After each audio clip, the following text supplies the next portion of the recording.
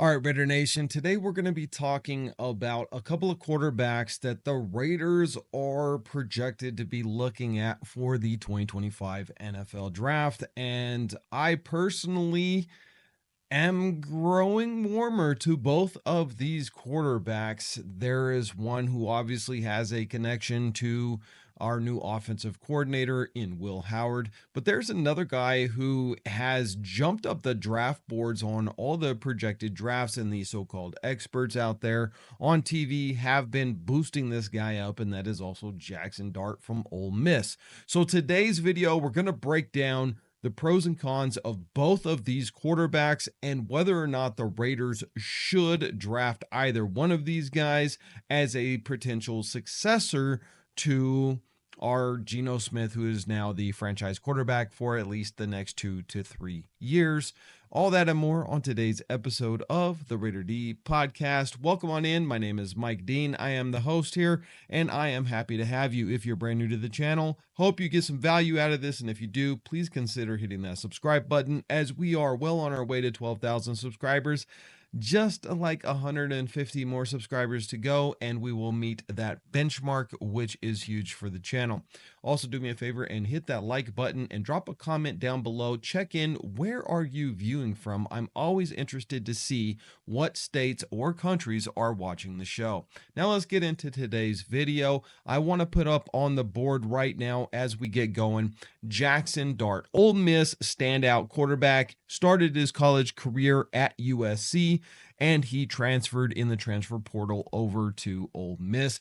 Jackson Dart stands at 6'2", and he is 225 pounds.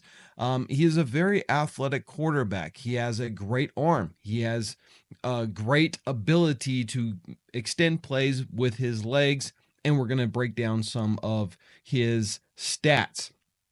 Let's start with the obvious, and that was last year's stats. He threw for 4,279 yards. He had 29 touchdowns to only 6 interceptions, and he had a quarterback rating of 86.3, which was fourth best in the nation. For last year, he did have a 69.3% completion rating, and his average pass was 10.8 yards. He's a gunslinger. He likes to throw the rock. He likes to throw it deep. And that's part of the reason why he's not sitting up there in the 71, 72, 70% completion rating like, his competitor that we're going to look at here in just a second. But the fact that this kid was able to put up over 4,200 yards in the air, while at the same time, if you look right here, he was able to put up 495 yards on the ground. So very athletic, can move with his feet, and he averaged 4 yards per carry, and he also had 3 touchdowns on the ground. So why is Jackson Dart moving up the board? Well, listen, we got to look at last year and the quarterback draft situation, where we had so many quarterbacks drafted in the first 12 picks. It was a record. I believe we had 6 in 12 picks that were taken off of the board, and half of those guys were projected to be second and even third round draft picks. We're talking about J.J. McCarthy, we're talking about Bo Nix, and we're talking about Michael Penix Jr. All of these guys on multiple draft boards were early second, mid second, even a couple draft boards had Bo Nix in the third round, and all 3 of those guys were taken early. And here's why. You can project these guys all you want, but as a team needs a quarterback, they're going to draft a quarterback because it is the most important position in football. We all know that. And so Jackson Dart, his stock has risen drastically over the past couple of months because there are teams who need a quarterback. And when you put up the kind of numbers that Jackson Dart did, and you have the athleticism that Jackson Dart has, you're going to move up the draft boards. Even though they didn't go win a national championship or anything like that, Jackson Dart himself was able to really excel. And that's why I think Jackson Dart would be a good pick for the Raiders. Now, as far as the Raiders go, he has not been invited to a 30 visit as of yet. But Jackson Dart is definitely one of those guys. You probably don't need a 30 private visit with him just because his game tape is out there and you already interviewed him at the combine. So that doesn't mean that the Raiders won't spend a 30 visit on him, but they absolutely could spend a 30 visit on him because they still have some time to go. Now, before we get into the next guy, I do just want to say thank you to the sponsor of today's video, and that is Vtoman Solar. Vtoman Solar has really been helping us out. If you don't know, you're new to the channel, we're out here on the Raider Ranch, and it is 100% off-grid. We are not tied to the electrical system whatsoever, and so we rely entirely on solar power. And Vtoman has some of the best in the business solar all-in-one inverters, as well as solar panels. They also have some other really cool stuff that we rely on around here. I have a battery-powered battery bank air compressor, which will also jumpstart my truck. Now, being 45 minutes from town, it's integral that I'm able to fix a flat quickly because I can't call somebody to come out here and do it. And so if I do get a flat, I have some fix a flat stuff, and I also have an air compressor on hand from Vtoman. Really cool product. They also even have a battery powered power washer, which I am getting ready to definitely wash the truck because it is in need, so stay tuned for that video coming up. But yes, Vtoman Solar, guys, the link is down in the description. Also put them in the shopping cart here. They are a fantastic company, and bang for the buck, you're just not going to find better pricing. If you need some power out on the job site, you want to go to the beach, you want to go to a picnic, and you don't want to lug around a 75-pound massive solar inverter, the Jump 1800 or even the 1500 would be perfect for you. It's more power than you're going to need out there, and it's lightweight, easy to carry. My wife can even carry it. So definitely, guys, you're going to want to go and check them out. Thank you to Vtoman for being a big supporter of the channel. Now let's get into another guy that I want to talk about here in comparison, and that is Will Howard. So I'm going to bring him up here on the board. Let's take a look at Will Howard. Last year, obviously we know this guy is a national champion, right? And so just like JJ McCarthy last year, where, you know, he wasn't on a lot of draft boards to go in the first round, but then you win a national championship and all of a sudden you're picked pretty high in the first round in the top 10. And so same thing with Will Howard. A lot of draft boards have this guy being picked in the third, maybe even the fourth round, which is absolutely nuts to me. It doesn't make any sense. To me, I think he's a second round draft pick, possibly a late first round draft pick. However, because of team needs that are out there, it is quite likely that Will Howard will be off of the board before the end of the first round, and winning that national championship, just the cherry on top. He had 4,010 yards in his regular season. Add in the national championship stats, and he had more.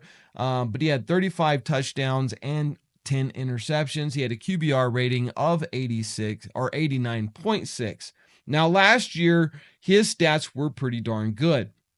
309 completions out of 423 attempts leaves him at a completion rating of insane 73.1% completion rating. That's crazy. 4,010 yards. Like I said, his average was 9.5. So one of the knocks on Will Howard that I've seen the pro scouts on him say is that, you know, he doesn't have a strong arm. Well, when you're throwing for 9.5 yards per pass, that means you're throwing a lot of deep balls. And he was able to absolutely do that. When you go and watch his game tape, I don't understand the knock about him not having a strong arm. The dude has a very strong arm. He's throwing the deep ball like crazy all year. What are they even talking about? If you're going to talk about a comparison between him and Cam Ward, is it more effortless when Cam Ward throws the deep ball? Yes.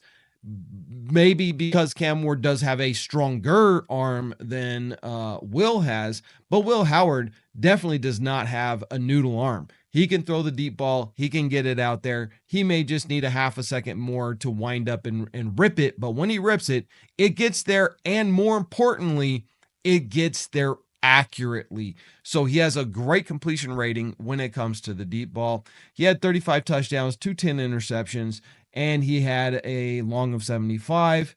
and his rating is 175.3. He also got sacked 14 times. Now on the ground, last year he did put up 226 yards, very respectable. Remember that this kid also runs under a 5-second 40 for a quarterback who is 6'4", 235 pounds. The fact that he can do that, listen, there's a lot of defensive ends in the NFL who can't run faster than him. So his ability to get out and extend plays in the NFL, that's going to be a big ticket item for him. That's really going to help him in his career. He also had 7 touchdowns on the ground. So Will Howard versus Jackson Dart. I want to know down in the comments below who is your favorite, the front runner. And here's what I think. I think that Will Howard, who has been here on a 30 visit already with the Las Vegas Raiders, I think Will Howard has the leg up over Jackson Dart for one big reason. Well, 2, actually. Number 1, he won a national championship and Jackson Dart did not. Number 2, Will Howard played for Chip Kelly, who is the offensive coordinator now of the Las Vegas Raiders. And so here's what I'm thinking that the Raiders could do, which would be crazy, is you take a couple of guys from the championship college team and you bolster this offense. So what the Raiders could do is they could trade back out of the number 6 pick, and you could end up with 2 second-round draft picks. You then take a later first-round draft pick and you grab a guy like Will Howard at maybe pick number 16 to 19.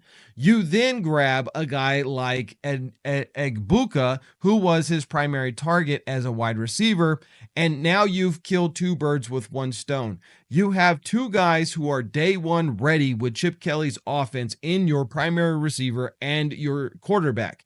Now, what do you do with that? Because you just signed Geno Smith to a 3-year deal. Well, this is what you do. Obviously, Egbuka, he's going to get into the rotation very quickly as a wide receiver. He's gonna be there probably week 1 receiving passes from Geno Smith. But if Geno Smith falters halfway through the season, Geno Smith gets benched and you put in Will Howard. If Geno Smith does good, you keep rolling with the veteran and you let Will Howard sit for a year. And then you evaluate, what do you want to do moving forward? Next year, you could take some salary cut. You could trade Geno Smith. You could do whatever you want. You could get younger and you put the young man in. I think that that is a plan that the Raiders could do. However, if you take Will Howard in the second round, that means that you've missed out on a second round starting talent who's going to start right away. Same thing with Jackson Dart. If you draft a quarterback this year, that means that you're using one of those draft picks that you could have used on the offensive line, that you could have used at running back position, wide receiver position, edge rusher, cornerback, safety. One of those positions would be sacrificed for a quarterback that you're not going to start this year. That means you're thinking long-term, down the road, succession plan to Geno Smith. That's the smart way to do it. You're going to have a little bit of patience, and you're going to sacrifice some of that immediate gratification of fulfilling a position of need right now for the long-term success of the team.